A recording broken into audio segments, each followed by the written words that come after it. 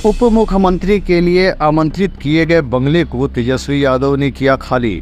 गायब हो गया बंगले का फर्नीचर और सामान।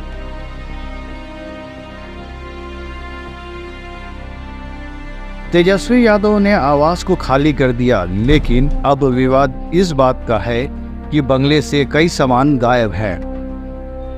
भाजपा मीडिया प्रभारी दानिश पीटोवाल ने आरोप लगाया कि हाइड्रोलिक बेड के साथ साथ एक पंखा के साथ कई सामानों को गायब कर दिया गया है।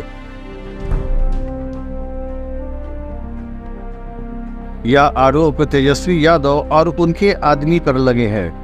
दानिश पीटोवाल ने सीधे तौर पे आरोप लगाया है कि देखिए किस तरीके से कई सामान गायब कर दिया गया है, और साथ ही कहा कि बिहार की जनता यह देख रही है कि आप तेजस्वी यादव को कभी भी बिहार की जनता सत्ता में आने नहीं देगी, क्योंकि उनका काम ही रहा है लूटने का।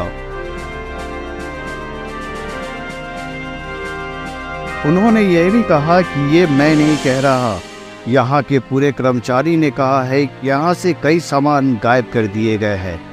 आपने यहाँ घूमने आया है, क्या देख रहे हैं आप? दानिश जी बताइए। देखिए, दुर्गा पूजा के शुभ अवसर पर डिप्टी सीएम श्री सम्राट चौधरी जी जो है यहाँ शिफ्ट होने वाले हैं। उनका ये सरकारी बंगला उनको आवंटित हुआ है, तो हम लोग यहाँ पे आए थे साफ सफाई और करवाने के लिए और यहाँ पे देखने के लिए। तो हमने देखा है कि किस प्रकार से यहाँ की जो सामानें थी, जो बेसिक सामानें थी, वो यहाँ से गायब दिख रही हैं। आप देखिए सामने जो बेड था, बेड का वॉल तो दिख रहा है, लेकिन यहाँ के कर्मचारी ने बताया कि ये हाइड्रोलिक बेड था। यहाँ पे उस हाइड्रोलिक बेड को यहाँ से ले जाया गया है। रूम के अंदर से सारे लाइट्स को खोल लिए गए हैं, एयर कंडीशन को खोल लिए गए हैं, महंगे जो सोफा सेट थे उन सभी सोफा सेट को यहाँ से ले जाया गया है। बाहर में फाउंटेन था, फाउंटेन के लाइट्स को भी खोल लिया गया है।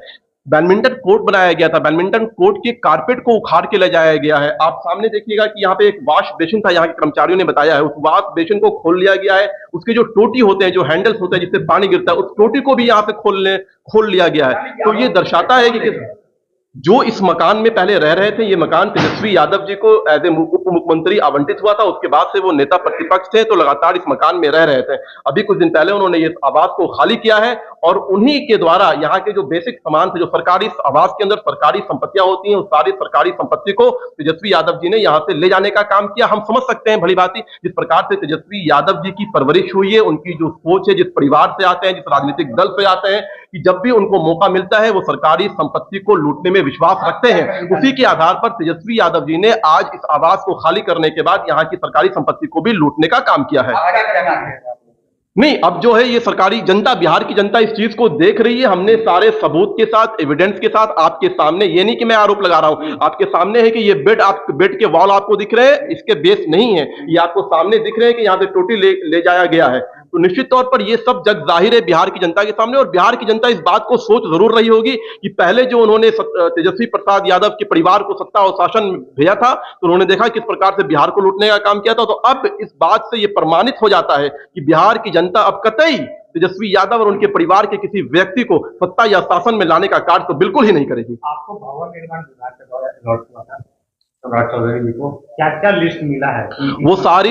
वो जो सारी सूची है, जो सारी लिस्ट है, वो आपको दे दी जाएगी भवन निर्माण के माध्यम से। आप मीडिया को बता दी जाएगी कि कौन सी चीज इनको दी गई है और कौन सी चीज जो है उसकी सूची बनी हुई है। लेकिन जब हम यहाँ पे आए हैं तो यहाँ के जो कर्मचारी हैं, जो यहाँ के जो लोग हैं, उन्होंने बताया है किस प्रकार से इस चीजों को, और साक्ष्य है, वो साफ दिख रहा है कि यहाँ के सामानों को उखाड़ करके यहाँ से ले जाने का काम किया गया है।